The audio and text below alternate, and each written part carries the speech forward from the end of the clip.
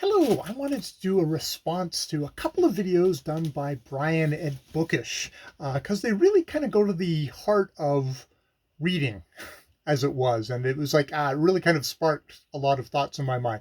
A lot of thoughts that are admittedly are probably quite similar to Brian's. This came from his Random Thought Thursday, Am I Reading Wrong? And a kind of a follow-up video, Saturday Hodgepodge number 155, with the death of the author.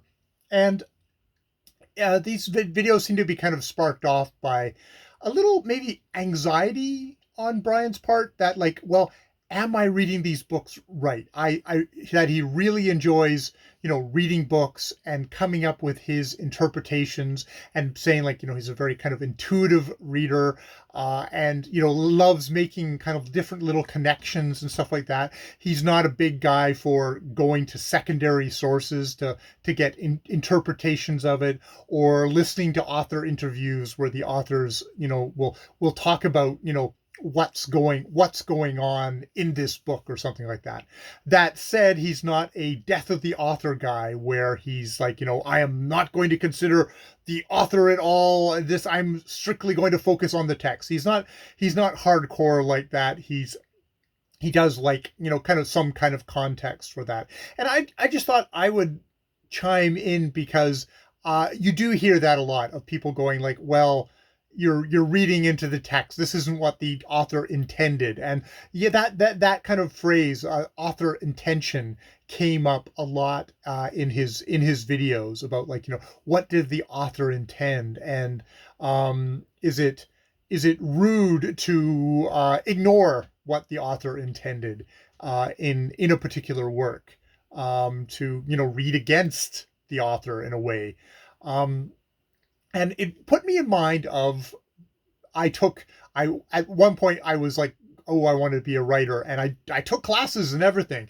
And one of the classes that really stuck with me is, just sort of doing where you'd bring in works, you'd hand out copies to all your fellow students, they'd go away and read it, and then you, as the writer, would have to sit there quietly as they all gave their reports, their interpretations of the work. And I mean, there was, like, all your mistakes and all the confusing bits, the things like you weren't clear here and I completely lost me in the story.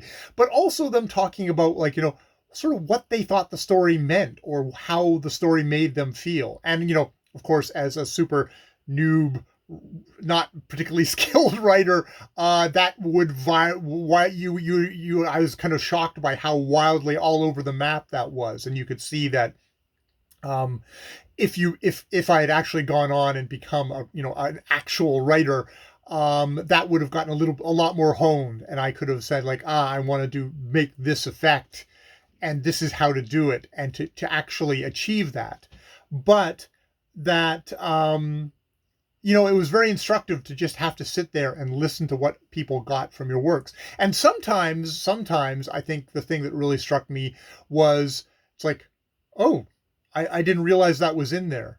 That there's something about, especially because I think we're is really talking about fiction novels here. I mean, I think there's a certain kind of creative nonfiction that this could also apply to, is how much writing a work is, there's a very conscious level, and there's learning craft, and very, kind of very, knowing, it's a very conscious act on one level.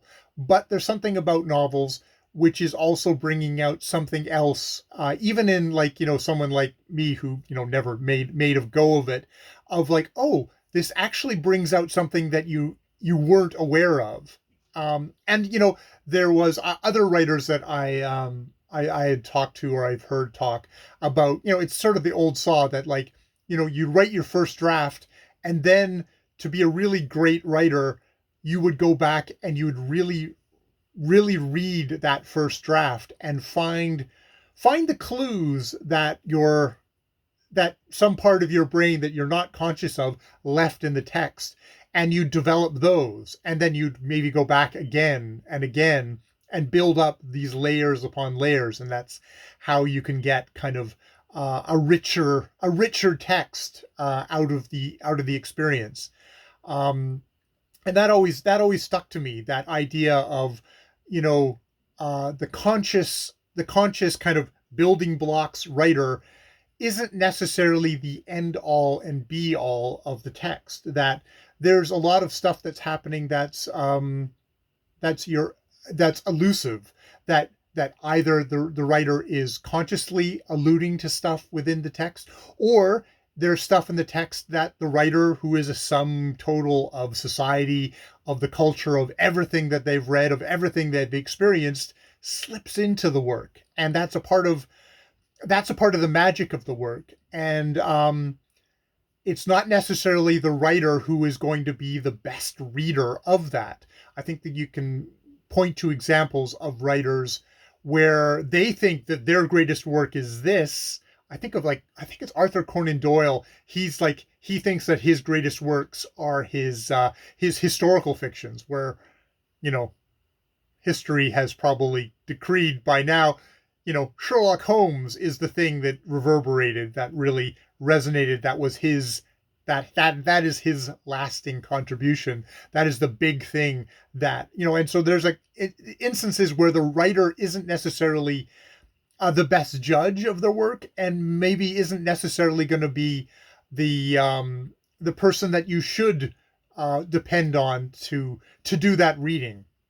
But there's just also that thing of, there's, you know, there are the very nuts and bolts stuff. Mark Nash did a comment in at the bottom of Brian's hodgepodge video, where Mark Nash is a actual actual author, an actual writer of novels, where he's like, he's like, there is the kind of the mystery, but there's also just like, okay, there is me sitting down at a typewriter. There's very nuts and bolts stuff that is kind of at odds with the mystery, that sort of kind of the mumbo jumbo side of things that sometimes us enthusiastic readers can get a little bit caught up in, where there's a writer over there going, yeah, I wrote that, this point, I got this amount of money for it. And, anybody who doesn't write for money is adult, or, just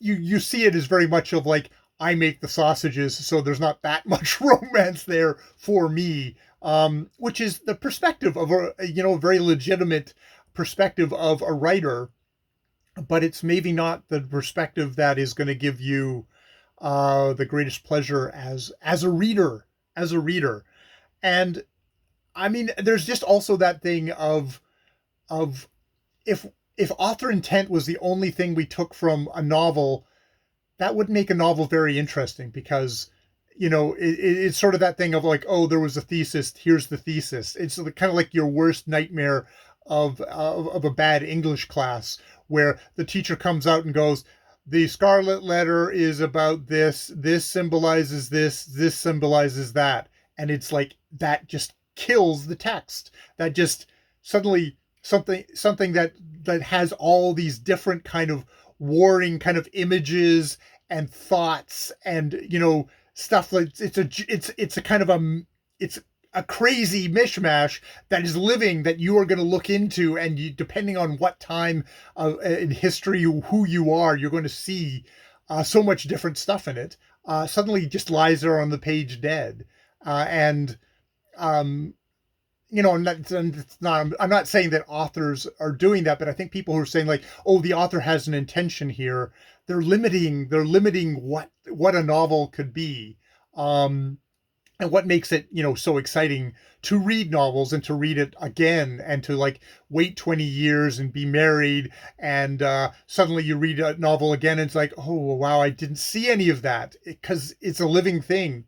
And a part of why a novel is living is that the writer creates this text, and that's the writer's part of the conversation in a lot of ways. I feel strongly is that's the writer's part of the conversation. They make this text, but if no one reads it, it doesn't stick around. It dies. It's only through readers coming to it and having having very personal reactions to it, that the novel lives and continues. It's that interaction. You know, surprise, surprise, the reader is making the bold declaration that the reader is important in a conglomerate. The readers are not me, but the readers as a whole are equally not well, yeah, equally as important as the text. If we all dropped dead tomorrow, there would just be some symbols on the page, and they wouldn't live anymore. Yeah, yeah. So that's probably a much more jumbled version of what Brian has already said. If you have not watched those videos, I'll put links to them down below. But yeah, it's that crucial part of reading, which that the excitement of like, why do you read stories all the time? And like stories that are always like, it's the same story, but no, it's different people telling them. And that isn't to say, yeah. So those are my thoughts. Because it's like, that gets to the heart of reading. So thank you, Brian. That was my message in a bottle back to you. More videos later.